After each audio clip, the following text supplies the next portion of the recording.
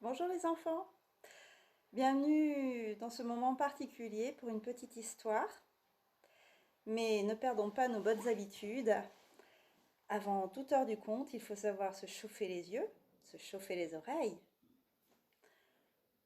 Tika, tika, tika, tika, psh. Tika, tika, tika, tika, tika, psh.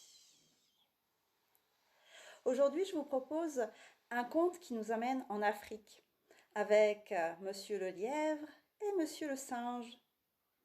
Cette histoire, je l'ai récoltée dans ce livre Contes d'Afrique, aux éditions Rue des Enfants.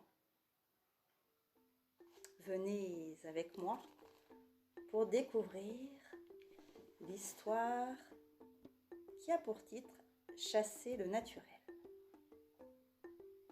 Le lièvre et le singe discutaient avec enthousiasme.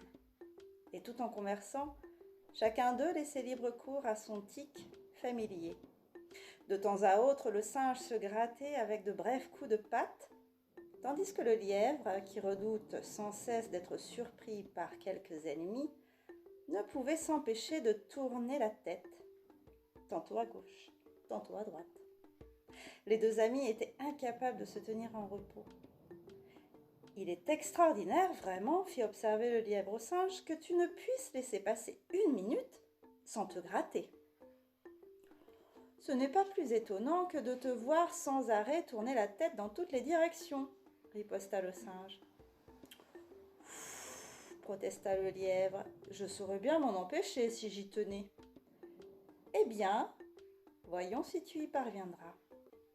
Tâchons, toi et moi, de rester immobiles. Celui qui bougera le premier aura perdu son pari. »« Entendu, » dit le lièvre, et tous deux s'efforcèrent de ne plus faire le moindre mouvement. C'est vite devenu insupportable. Le singe avait des démangeaisons. Quant au lièvre, il éprouvait de vives angoisses concernant sa sécurité. À la fin, n'y tenant plus, « Au fait, dit le lièvre, notre pari ne nous interdit pas de nous raconter quelque histoire pour rendre le temps moins long, n'est-ce pas ?»« Assurément, répondit le singe, qui se doutait bien de quelques stratagèmes de son compère. Eh bien, je commence.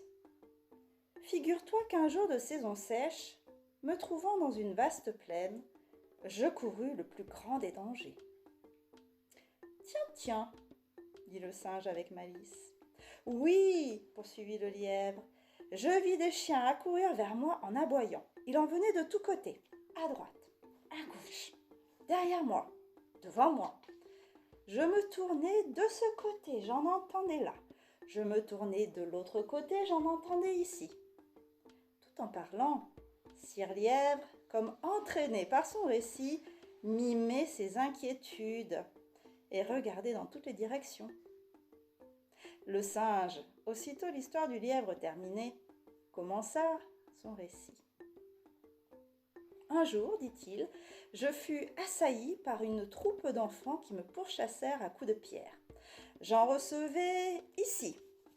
Et il se gratta le flanc gauche. J'en recevais là. Et il se gratta le flanc droit. Sur les reins, à la cuisse. J'en ai reçu même à la nuque. Et il indiquait chaque partie du corps qu'il nommait ainsi d'un geste précipité qui faisait sans cesse l'impérieuse démangeaison. Le lièvre ne pouvait plus continuer son envie de rire. Il éclata, et le singe, en le voyant pouffer, rit aussitôt de tout son cœur. « Vois-tu, nous aurons beau dire et beau faire, jamais nous ne changerons notre naturel. La preuve en est faite et bien faite. Tenons-nous-en là. Aucun de nous n'a gagné le pari, mais aucun ne l'a perdu. Quelle aventure, quelle histoire !» C'était Chasser le naturel, un conte tiré du livre Contes d'Afrique aux éditions Rue des Enfants. J'espère que la petite histoire vous a amusé et je vous dis à bientôt.